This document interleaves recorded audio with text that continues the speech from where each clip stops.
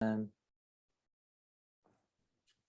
there we go, recording in progress, and we will start the masterclass. So first of all, thanks to everybody for showing up today. Fantastic to see you, and coming along to this is our third masterclass in a series, or the first series, covering various topics from purpose and finding purpose to towards net zero, which is the next one, and this one, which is all about great places to work. So delighted to have Pam from Today the Arena and Professor Rosalind Searle from the University of Glasgow, Adam Smith Business School there, to take us through today's masterclass on great places to work.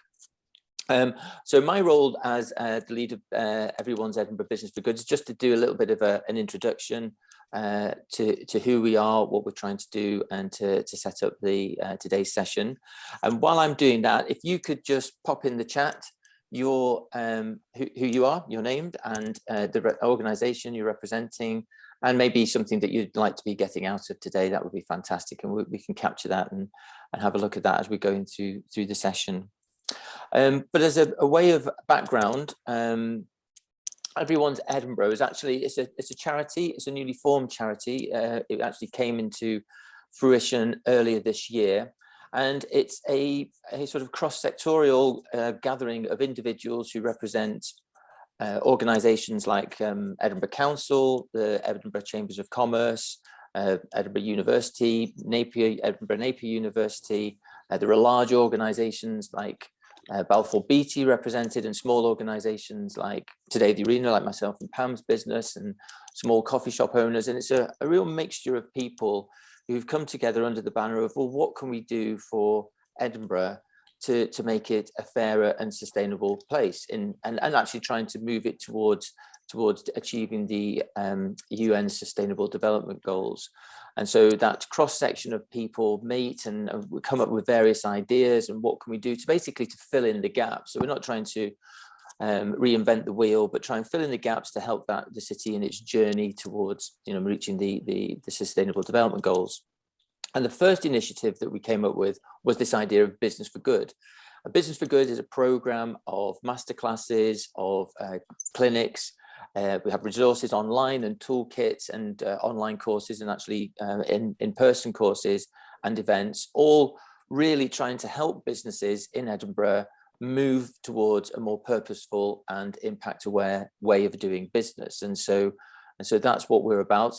It's only been going for 3 months, but it's slowly getting some awareness, and we're attracting people, and people are coming to these webinars, and I think we'll touch on it at the end. We have our first live in-person networking event at the end of June, on the 29th of June, which you'd all be invited along, and be delighted to see you all there in person rather than doing these things in Zoom. So hopefully that's enough of a background to who we are and what we're here to do. I'm going to pass over to Pam now, and Ros, who will take you through today's session. So thanks, Pam and Ros. Great. Thank you, Simon. And hello to everyone who's joined us. What we're going to be doing today is looking at great places to work. So we're doing some introductions, and I can see some activity in chat. So great to see everyone here. Then we're going to do a little bit of a context before we get into what I would describe as the science, and Ros would probably describe as the psychology as well, of elements of great places to work, and how businesses and organisations can put some of this into practice. So we'll have a few examples. And then, as Simon's alluded to, also sort of summarise some forthcoming events and activities. There's a couple of things that Ros is keen to get people's participation in as well. And then look at some of the resources that's available to everyone as part of the Business for Good programme. So I don't even need to make this statement. We know that the world is changing and changing quite dramatically. And certainly over the last couple of years, boy, has it been challenging in many different ways. Everything from the fact that we've been doing much more working from home, much more buying online. Homeschooling has come into into the fore. And there's also been increased sickness absence. So I suspect that most businesses have changed in some way, whether it's in a very small way or in a massive way, and they've had to pivot and change a number of their elements. It is slightly scary news, but there are things that we can do and get involved in, and there is more change to come with, obviously, Edinburgh aiming to be a net zero climate ready capital by 2030, and then there's the focus on big expectations globally. Simon mentioned the UN Sustainable Development Goals, but we've also got the National Performance Framework for Scotland, and also Edinburgh 2050, which is an interesting concept focusing on the sort of feedback from, I think it was 65,000 voices to help create that vision for Edinburgh, focusing on thriving, being pioneering, being fair, and being a welcoming city. So a number of expectations there, plus the expectations of our suppliers and our partners, investors, also customers, absolutely front and center, but also employees. And that's something that today we're going to zoom in a little bit more on. And the fact that we're seeing shifts in employee movement in and out of organizations, described often as the Great Resignation.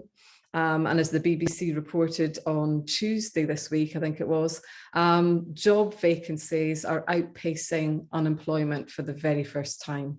So we've got unemployment rate falling to 3.7% between January and March, and that is its lowest in 50 years.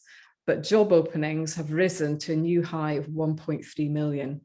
So quite a shifting marketplace, feels quite scary, some big issues, lots of confusion. Some might say it's even a little bit depressing.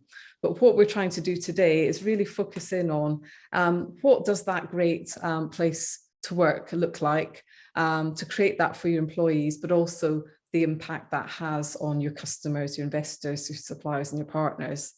And I'm going to hand over to Ros for a few minutes and describe this from a slightly different angle, if that's all right, Ros. That's fine. Yeah, thank you, Pam. So what we're facing, we call it a VUCAL world, which is volatility, uncertainty, complexity, and ambiguity. And that impacts on businesses and on society generally in 4 different ways. So I'll just talk you through these. So what we have to pay attention to is social change. And this, particularly in the UK, has a big impact in terms of the demographics about who's at work. And we've seen already with Brexit that there were big changes in the workforce with people returning into Europe, but also the mix of who makes up work has changed over time, particularly, you know, the number of women in work, again, and looking at young people and older people remaining at work. So that's an area of change.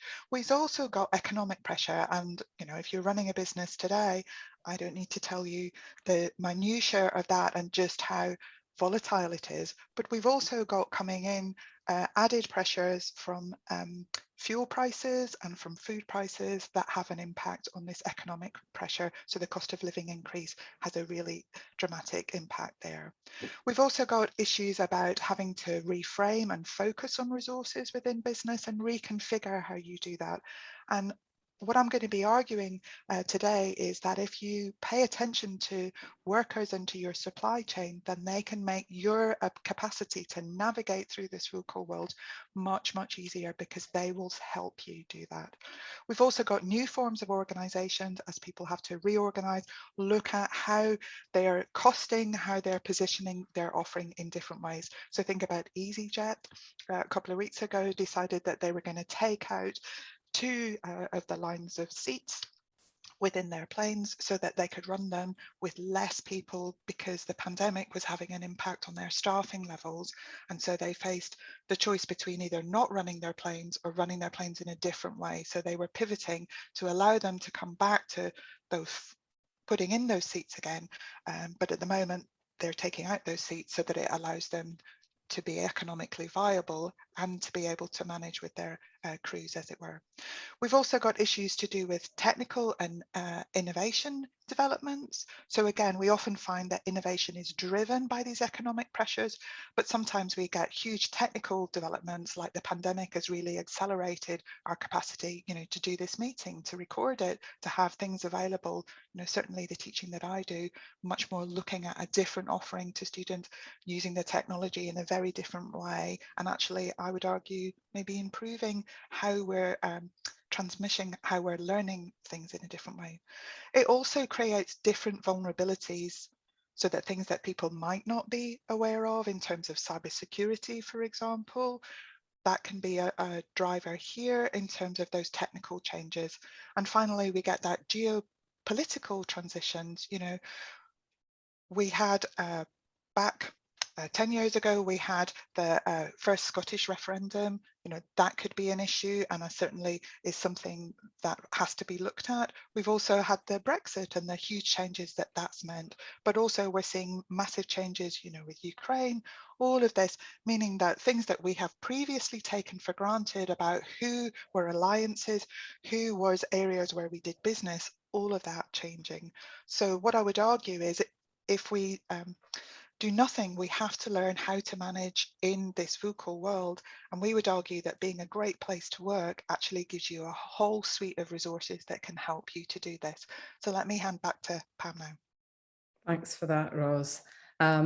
Really interesting, and we'll build on some of those themes as we go through today's session. So just to reinforce some of the things that Simon alluded to in terms of the Business for Good programme, it is founded on these 3 principles here.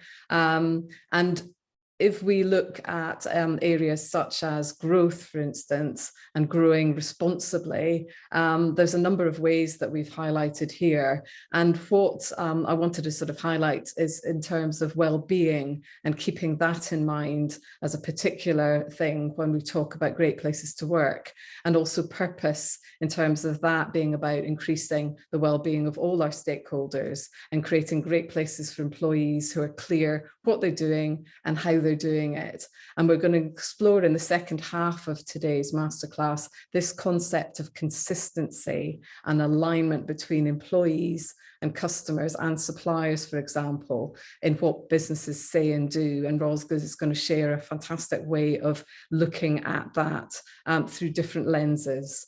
So it really is about the well-being of all stakeholders that we want to really dive into today, and creating great places to work for employees, because that has an impact on the way that employees work with suppliers, customers and others, and especially in the way they're treated.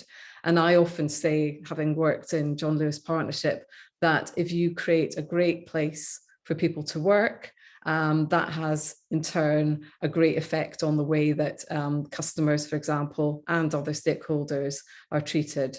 And if we get this right, that helps us limit any negative impacts and increases the positive impacts, and leads obviously to a more sustainable set of outcomes.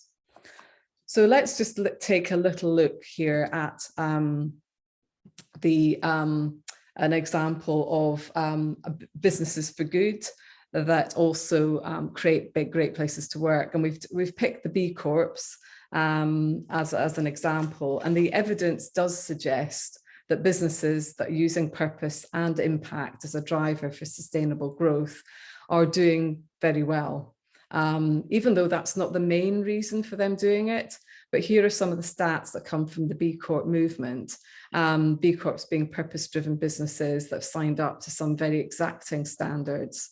And the result is that they are better businesses for doing that. And they're creating a better organization for employees and other stakeholders to benefit from.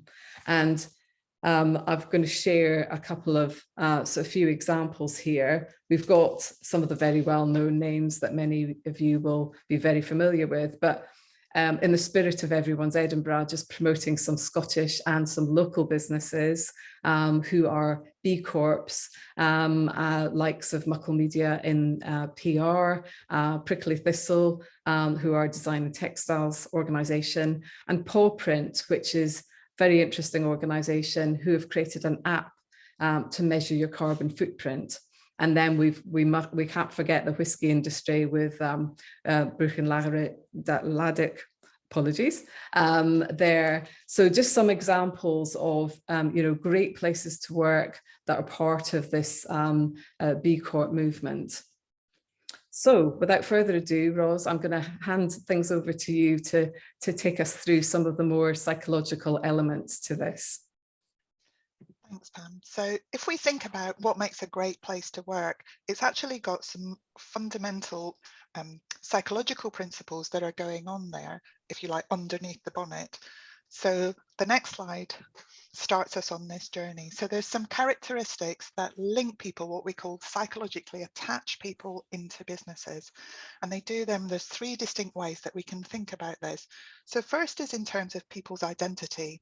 Work is a huge part of people's identity. For example, when you shift into retirement, that can be a huge place of transition because people lose that component of their identity. They don't know what to say about themselves because what's their job is who they are. And we can think about this identity in different ways in terms of how people fit to their job or profession. That might be the label that they have, or it can be about them fitting in with their work group. So again, we did some work looking at the oil and gas sector, and we really identified that people were coming to work because of their co-workers. It wasn't to do with the organization, it was the people that they were connecting to at work in that local work group that made a difference. Or it could be that they fit to the organization. So again, as Pam said, it might be those purpose focused organizations that people feel they are ascribing to and they want to be associated with that type of business, or it could be to do with the status. But all of this is driving our principles in terms of our needs to belong, which is a fundamental need that we all have as human beings. And it can also link in terms of our status. So there's a second component in terms of that psychological attachment, and that's in terms of our commitment. And we can think about this commitment in 3 different ways. So first of all, the term is normative commitment. And what that's about is about our obligation or our duty. So we stay with organizations because we feel we ought to. They might have invested in us, and so we have to return that investment. We feel duty bound. It could be that we feel connected to those people. So again, we can see a merging here of that identity and commitment. But we're staying because we feel we ought to stay. A second aspect of commitment is what's called continuous commitment, and that involves the costs of leaving. So often as people have been working in an organisation for a number of years, their pension, for example, might be bounded up within that. So they feel committed to that organisation because they can't take the things that they've got in that organisation easily somewhere else. So it can also be about specific training or skills that only can be applied in that organisation. So again, they're sort of connected to the organisation or committed to it through more of the costs. So it's a kind of negative aspect. A much more fundamental and much more exciting aspect is what we call emotional connection. So affective commitment. And this is about what emotions people have about the organization. So for example, pride, engagement, excitement, all of these are ways that people feel committed in an emotional way to the organization that they work for. Sometimes organizations miss out on this and don't realize how subtle that can be, but in particular, studies that we've been doing, looking, for example, at the transition to becoming a living wage provider, what we found when we studied people before and after that decision, and when they'd seen things in their first pay packet, was how proud they felt that their organization had become and had given this badge and wanted this badge and showing other people. So they felt pride in the organization's decision to do this. So again, those are that's a second aspect that connects people psychologically to their employing organization. A third element is what's called trust, and this is about people's expectations. Again, it kind of links in some ways to that emotional dimension, but it's more. And I've spent a long time studying trust and trust in organizations, and we'll take a deep dive now into looking at this in more detail. So when we start thinking about trust in organizations, we can think about it in terms of 2 specific components. So the first one is what's called cognitive-based trust. So this is, if you like, all about the track record or the reputation of the organization. It's about issues to do with dependability and reliability. Does it do what it says on the tin, essentially? Essentially, it's also about integrity here. So it's about those underlying aspects, doing what you're supposed to do because it's the right thing to do rather than because you're forced into it, are all dimensions here. So why this matters in terms of an organization is that it helps people feel more certain. The problem with this is it's the equivalent of driving, looking in your rear view mirror. So as long as the road ahead of you is like the road in the past, cognitive-based trust really works. So that's why it helps people feel more certain. But as we said right at the beginning of this talk, when you are entering a VUCA world, things that you previously took for granted might not apply. So again, that capacity to help connect people on this cognitive basis might be a little bit less certain for the business. And this is where the second dimension, which is a much stronger dimension of trust, comes in. So this is about the emotional investment. So if you remember, that affect-based commitment is a huge component here. And it's about feeling that your employing organization and the people within it genuinely care and are concerned about you. This matters because it allows us to be more able to be resilient to things that are one-off different experiences. So let me give you an example. You know, we all know and have workers at work that we know how they normally are, and we might get a feeling that they've kind of woken out of bed the wrong side, if you like, because they're a bit different, they're a bit off. Because we know where they're coming from and we have this affect-based trust in it, we can roll with that for the day. We can see, oh, okay, maybe they're a bit off today. We have a case of an example of an organization where somebody experienced this and actually they had a brain tumor, and that's why they were behaving a bit differently. So again, recognizing that people genuinely care for you and feel concerned about you is a huge basis for this affect-based trust. And more critically for a business, this gives you resilience. It allows you to feel that you don't have to know all of the details. You can trust the business, you can trust the line manager, you can trust the leader because you know where they're coming from. So what we found, particularly in businesses coming back after the pandemic, that those that felt that their organization had shown through how they handled the furlough and other aspects like that, genuinely cared about their well-being, they were much more likely to say that they wanted to come back into work and to support the businesses as they transitioned into being able to do things in person again. So affect-based trust is actually a much, much stronger basis for trust. But often businesses forget this, and they forget that they need to preserve this aspect of trust. So it's about being authentic. It's about showing that genuine care for the business. So we've done quite a bit of talking. What we thought might be helpful, we've outlined these 3 dimensions of trust. So we'd like you now to spend some time thinking about your organization. There are these 3 different dimensions of identity-based connections to the business, commitment-based, and trust-based. So what we'd like you to do is spend some time just thinking about where on a scale of 0 to 10 do you see your business coming? And I've put in the little details about the aspects as I talk through them if you wanted to show, because there might be some important differences where, for example, obligation and duty might be really high in your business, whereas the emotional component of commitment might be much lower. So we'll just leave that on the screen, and then we were planning to go into a chat about how your business fared. So a lot there.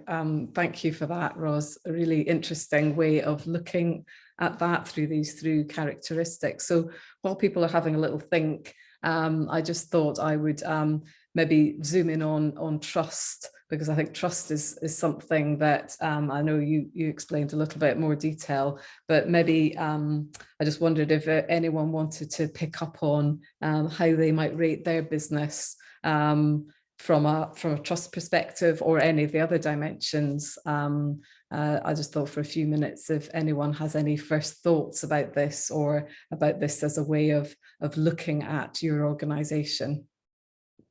People want to either come off mute or pop something into the chat. I know, Jane, you're having a wee look at the chat for us today, which is great.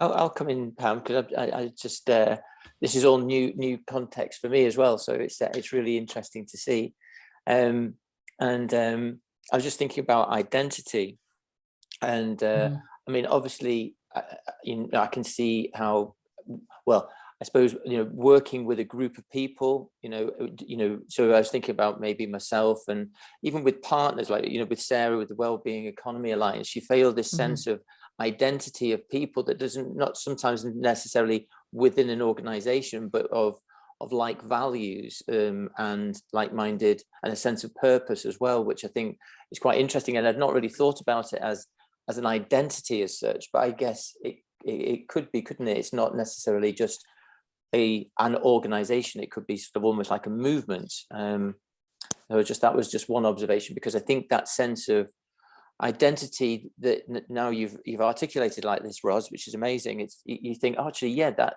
there is a group of people and individuals that identify with, business as a force for good, or a well-being economy, or something like that. That you go, actually, that really does create lots of psychological attachment to a group, and it's not necessarily an organization or business, which I'd never thought of before. So I think that's really interesting. We did some work looking at the oil and gas sector, and we were finding that their performance management systems ask people to focus on their inputs rather than looking at the group's inputs. And what we were able to show was that over time, they actually cut people's commitment to the organization, because people were working together as a team. And when you have to articulate, this is my bit and that's your bit, it started to have an impact and create conflict within their team. And actually, we found that over time, that meant that they were less committed to the organization, and they became much more likely to focus on their own careers and then leave the organization if the organization didn't do what they thought should be due them, if you like. So it's trying to get people to think about how people connect at work, because sometimes that group identity is really important in terms of how people see themselves. Again, we did a study looking at the NHS, and we found that where there were bad stories about nurses, for example, they were coming out of work and they were putting on a coat because people were being very derogatory to them when they were on the bus, and they didn't want to share their identity as a nurse, as a professional. And that has huge consequences then for people being attracted into professions and feeling attached to them. And we know that, particularly in a health sector, actually that identity in seeing yourself as somebody that heals people is a huge driver then to make you much more resilient in your work group. Yeah, really interesting.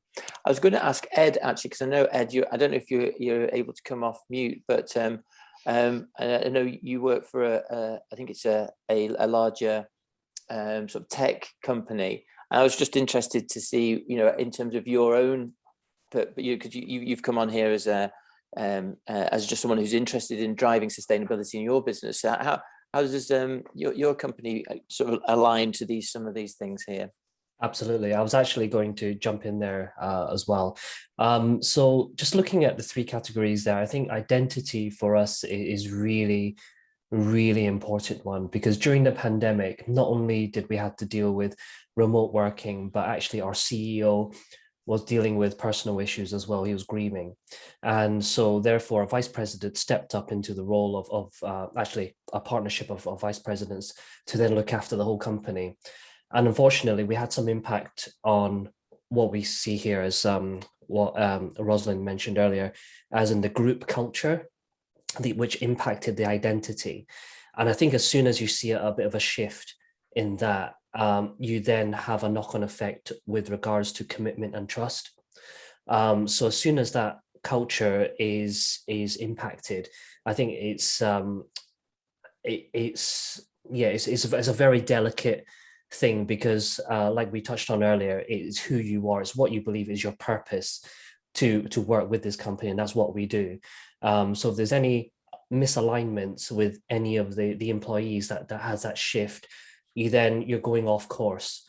And during the pandemic, we did see people taking off, doing their own thing, and then as a result, our CEO returned, and those people who have left have also returned as well.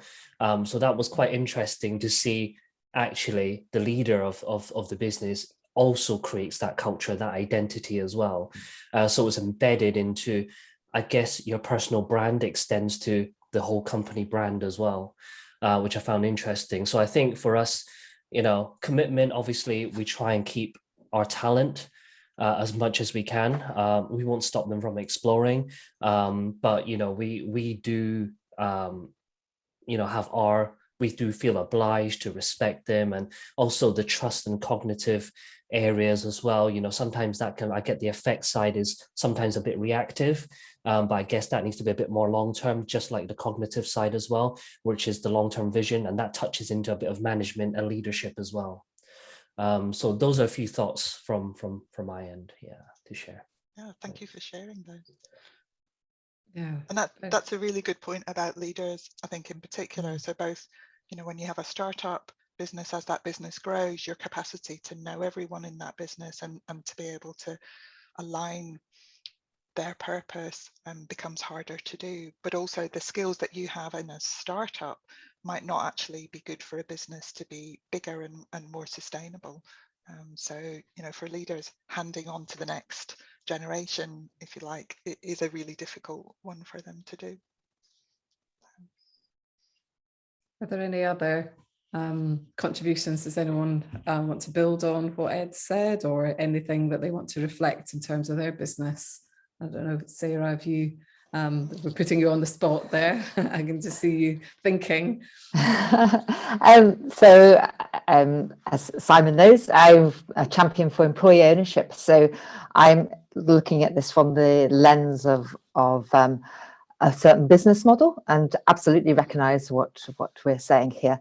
Because when a business transitions into employee ownership, you have this much greater sense of ownership from all the employees. There's a culture shift over time. Employees having a stake in the business, feeling valued, the commitment and trust increase. And with that, you see the productivity gains and all the other statistics that you presented, very similar to the B Corp movement. So understanding the psychology, the thinking behind it's not about how to get the best out of employees, it's about that community moving forward together and flourishing and sharing the benefits of their endeavour. And that's why it's such a good example of best practice for a wellbeing economy. It's a model that demonstrates all these facets and then shares the benefits pretty equally or based upon a certain ratio of distribution of profits. So I know there's quite a growing number of employee-owned businesses in Edinburgh. So whether they're involved in this programme or not, it'd be useful to sort of tap into that community. Well, actually, Sarah, that's a really good. Would you have a list of them? Because it would be great to know who they are. I could certainly pull them together. And I mean, a very high-profile one is Gerber Campervans in North Berwick. Oh, yes. Yeah. Simon Poole, they're also a member of the Wellbeing Economy Alliance. So I'm very open to, visits and sharing their learning as a business. Brilliant. That'd be great. There's quite a number. Fantastic. Well, we're going to build on that in the next section, Sarah. So thank you for that lovely segue. Unless anyone else wants to add anything to this part of the discussion, I was going to suggest that we went on and gave a couple of examples, if that's all right. So without further ado, I'm just going to talking of employee ownership, Sarah. just take a couple of examples. John Lewis, obviously, very well known, but I just wanted to sort of overlay this model that Ros has very helpfully provided, and just give some examples, and building on exactly what you've been saying, Sarah, in terms of the fact that in an organization that is co-owned like John Lewis Partnership, it's the identity of the employee being described as partners and having a stake in the business. But also the fact that they share power. They have a say in how things are run. For example, running what is known as on democratic principles. So there are a number of representatives. When I was working within John Lewis and then also Waitrose, I was coordinating those representatives to make sure that they had a really clear voice, particularly when it came to things like the pension benefit review.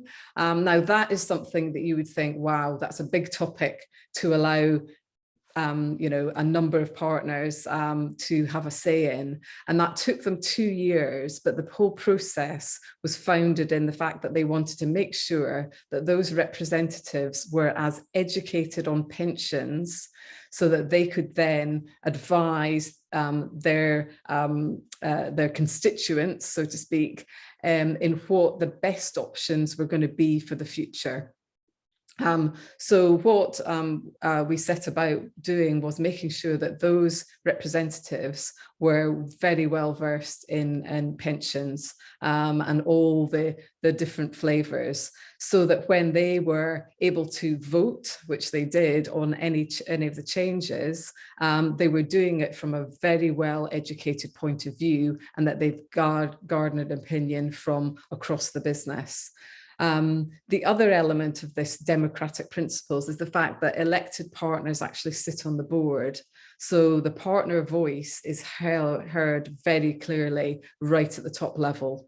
Obviously, we've got John Lewis have a very clear purpose, and they've actually recently redefined that purpose with a much more focus on happiness and the opportunities, and the fact that as co-owners, they have a share in the business and therefore a shared commitment. And actually the word commitment to go over and above and beyond for each other and for our customers is front and center in terms of that purpose now, which is fascinating, and it backs up exactly what you've been saying, Ros.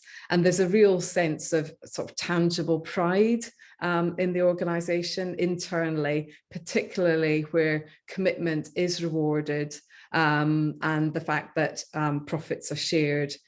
Everyone gets the same percentage, but also the well-being of partners is something that is very, very important. And I don't know if many people know this, but John Lewis, Speed and Lewis, who founded the partnership and the partnership principles, actually set up a series of well, we would describe them as hotels, but they were kind of retreats for partners to make sure that they were balancing when they were working hard, that they were able to balance that and enjoy these facilities at hugely reduced costs with their families, to redress that balance, so they were able to give something to the organisation, but they were also getting back.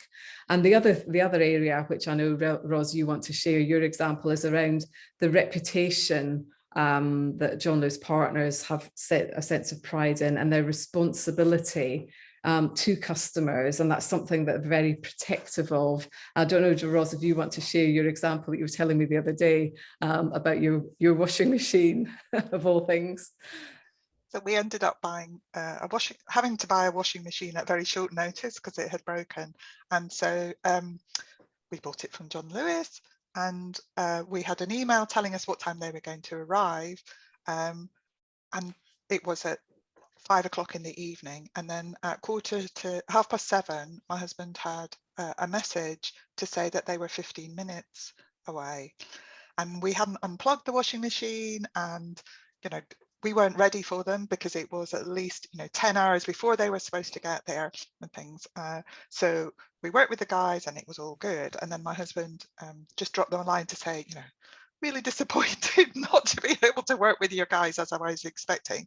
And we had a set of vouchers back to apologize for that. So again, it's just an example about them coming through. But I would say we did a study looking at John Lewis.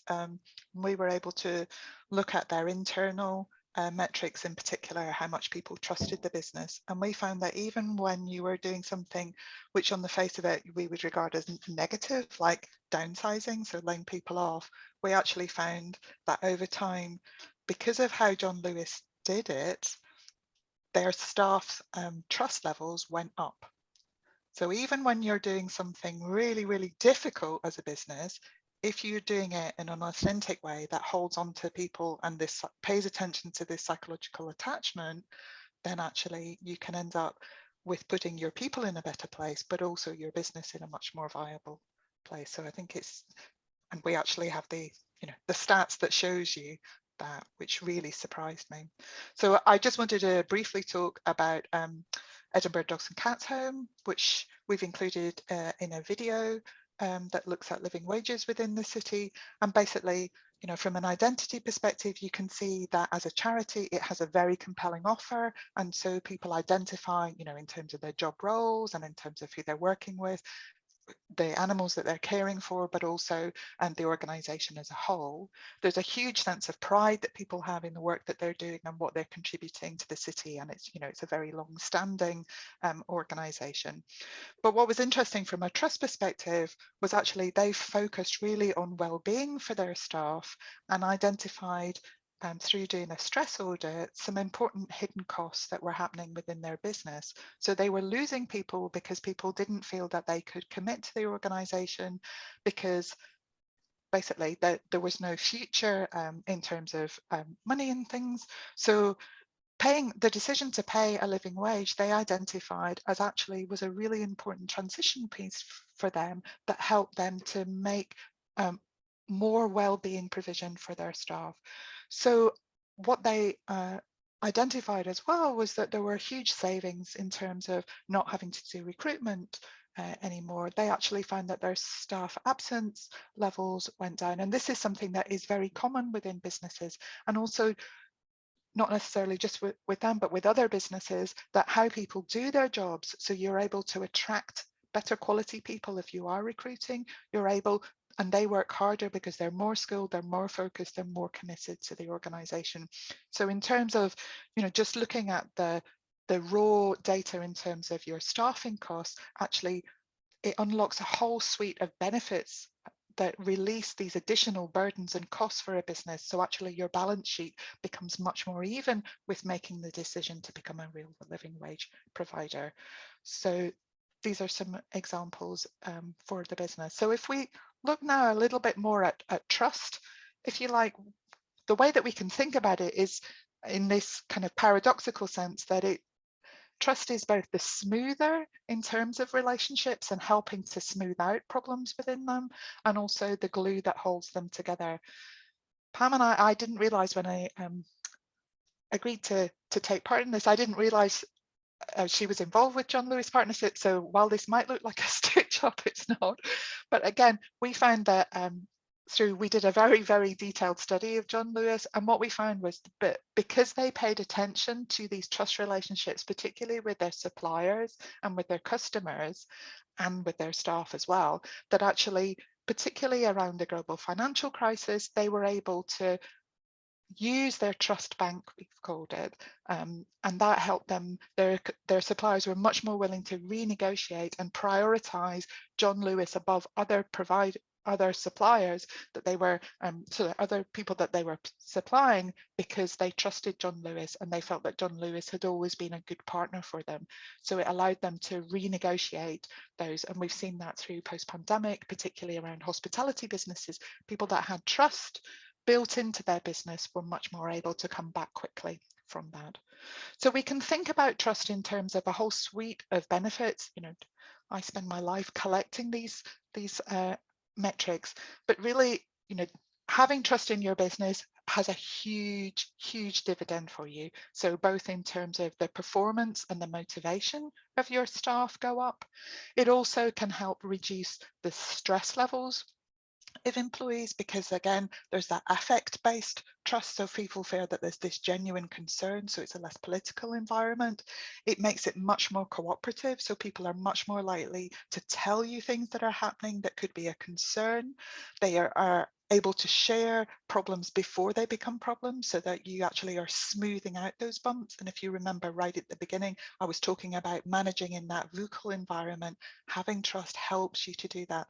You also have a reduction in terms of a whole suite of costs. For example, in terms of recruitment, it makes people much more likely to come and want to work for you. So again, the caliber, your talent pool is increased, and that might have long-term consequences in terms of the viability of those staff over the longer term, but also their skills as they're coming in. It also means that they're much more likely to be cooperative and to be good citizens. So again, that's the glue that helps people work together. As Simon was saying earlier on, you know, people feeling that they're part of a team and that they want to make that a nice place for everyone. So again, that's what people are staying for. The downside, where you lose trust, we've tried to collect these together. So because you don't care, why should your employees care? So they're not going to be that concerned about their productivity and about achieving their goals. They're going to get by on the bare minimum. That might mean that they are withdrawing their labour in a more covert way. It also means that if you're less trusted as a business, you have to spend far more time getting out the positive messages about the things that you are doing well, because people are much more likely to believe the negative stories about you. So again, not looking after trust, not preserving it, actually increases your comms and PR spend enormously. If you are in a situation where you are identified as having some significant problems, so for example, fraud or etc., then there can be huge resource implications in terms of having to comply with external monitoring and assurance, because again, people just don't believe that you're doing what you said you were going to do. So again, that can have a huge cost implication for a business going through. You're much more likely to see people taking things from you as an organization, and again, that sabotage or that scrappage level is much higher, again, because you don't care, why should I care, and getting it right first time. So as a result of that, it tends to be a much more political environment where people are vying for resources where there's a low trust context, and so stress levels are likely to go up. So that's going to increase your sickness absence rate. It might increase your staff turnover. And sadly, what we often find is that the very people who can help your business in the long run might be the first people that are saying, oh, I'm not in here anymore. And they're the first people who will leave your organization. So you're left with people who couldn't go anywhere else and actually might be real problem employees for you as a business going forward. So you can see, while there's real positive aspects in terms of trust, not having trust has huge cost implications, but also productivity and performance implications for you as a business. So we'd like to share with you a short model that's about looking at different aspects of trust and helping you think about how they might configure within your business. So bearing in mind the time, I'm just going to whistle stop you through this, and again, the slides will be available afterwards. So, you know, spend some time thinking about this business, these questions within your organization. So the first aspect is thinking about people outside the business looking in at your business. So what are they saying about the organization? Are there key groups of individuals that are important in terms of that looking in dimension? So they could be, and what are they saying about it in terms of, is it more the cognitive aspects where they're focusing on, you know, what does your business do well? What are the capabilities? Are they also talking about your integrity? Is that an issue? You know, will you do what you say on the tin? Will you do it when the chips are down? Or are they trying to hedge and put in some contingencies just in case you let them down? A second dimension, as we've already talked about, is this affect-based dimension. So do people looking in feel that you are a business that cares for your staff, cares for them? That might be important actually within your purpose of your business as a whole. But this aspect about how they are looking in at your business and what they are seeing. The second aspect of this business is kind of turning it the other way round. So if you like, a mirror going on. So what are people within your business that work for you saying about those same stakeholders that we're looking in? So again, how are they regarding those people? Do they care about them in the same way? Are they talking about customers? Are they trying to please customers, or are the customers muppets? Are they looking at working with the suppliers, or are they looking at screwing the best deal out of them? You know, what is the partnership? How are people treated? And what we found in terms of understanding this is it's all about consistency. So that if the people looking in and the people looking out are viewing the business in the same way, then there will be a coherence. Where you're expecting your customers to see things to be treated differently, again, will create problems for your employees, because they'll notice that disconnect. You're not authentic if you're requiring them to not look after their customers the same way. Think about regulators. For many organizations, regulation is a key component, making sure you comply with them. But again, is that something that is viewed as helping your business, or something that you're trying to cover up and hide things that you're doing? Again, your employees will be noticing those inconsistencies and how you're managing that. And then the third aspect is, again, thinking about your employees, but it's employees looking about the business and what they see within your business. So again, it's about understanding the cognitive dimensions. So is it a business that focuses on their skills? Are there managers and leaders of that business skilled individuals? Are they capable, or are there key components that there are problems in? What about integrity? Integrity has a huge consequence in terms of creating that culture that Ed was talking about within a business, so that if you have people, particularly people at the top of your organization who are looking at and lack integrity, that has consequences for other people who feel that they too can do the same things. Sadly, a lot of my life I spend looking at unprofessional behaviour, and I'll put that in big parenthesis, within organisations, and we see that often that's driven by the top of the organisation. So again, how do people within the business feel that they are cared and respected for? A huge component of this is about what is the offering that's going on to people within the business. What provisions are you making for them? So an example might be, thinking about the cost of living crisis, particularly in businesses that are real living wage employers. That can be a really important dimension for them to think about. But are you preparing your staff? Are you helping your staff to realise what in-work benefits might be available for them? That is it about caring and respecting people, or are you thinking that they can do that in their own time? Are you inviting citizens' advice in to support staff during this cost of living? That's a small thing that could be done, but it's a really important way of showing that you're caring and thinking about them. Are you helping people in terms of planning and their shopping bills? Do you offer voucher systems? All of these are little ways that you can have that. Do you have an employee of the month? Things that you're recognizing and giving people a small but tangible token that they can then use for their families, to help them feel that you're caring for them.